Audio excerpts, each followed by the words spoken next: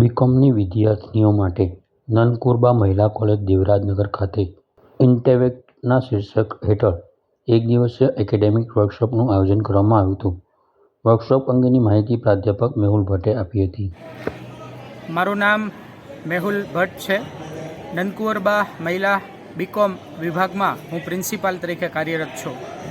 આજરોજ તારીખ 28/9ના રોજ બીકોમ વિભાગના સેમેસ્ટર 3 અને 5ની વિદ્યાર્થીનીઓ માટે ઇન્ટેલેક્ટ વન ડે વર્કશોપનું આયોજન બીકોમ વિભાગ દ્વારા કરવામાં આવેલું છે, જેમાં અલગ અલગ યુનિવર્સિટીના તજજ્ઞોને અમે બોલાવેલા છે, તેમજ ઇન્સ્યોરન્સ ફિલ્ડના ઇન્સ્યોરન્સ હેડ હોય તેઓને પણ બોલાવેલા છે, અને નિરમા કંપનીના ગ્રીન મેનેજમેન્ટના HR વિભાગ જે છે તેના પણ હેડને બોલાવેલા છે.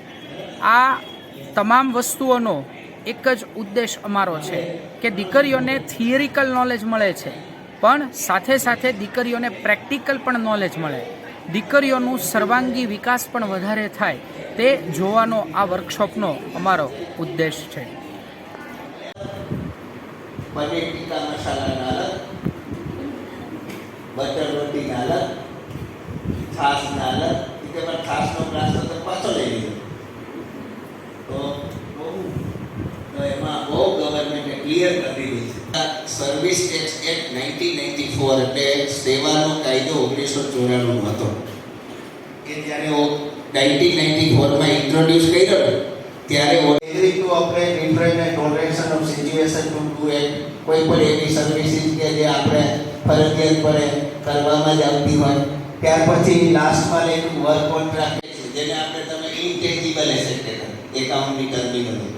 તો એવી એસેટનો યુઝ કરવાનો થાય તો પણ કે development of program design adoption upgradation enhancement implementation of IT software તમે બધા એમાં. ત્યાર પછી transfer of business asset permanent transfer હોય, મતલબ કે આપણે એને આપી દીધી તો ગુડ્સ કહેવાય. ટેમ્પરરી ટ્રાન્સફર ફોર યુઝ તો એને આપણે સર્વિસીસ કહીએ છીએ. Deemed transfer when person cease to be taxable person, મતલબ કે આપણે એમને ટ્રાન્સફર એવી રીતે કરી કે જે પરત આવવાનું cease to મતલબ પૂરા થઈ ત્યારે એને ગુડ્સ કહેવાય. એવું લઈ જવાય ન થાય, that is known as immovable. તો એમાં કોઈ પણ પ્રોવાઇડિંગ સર્વિસીસ કઈ સેવા આપે તો એને સર્વિસ કહેવાય. Construction of complex building civil structure હોય તો એને સર્વિસીસ કહીએ છીએ. ત્યાર પછી ટેમ્પરરી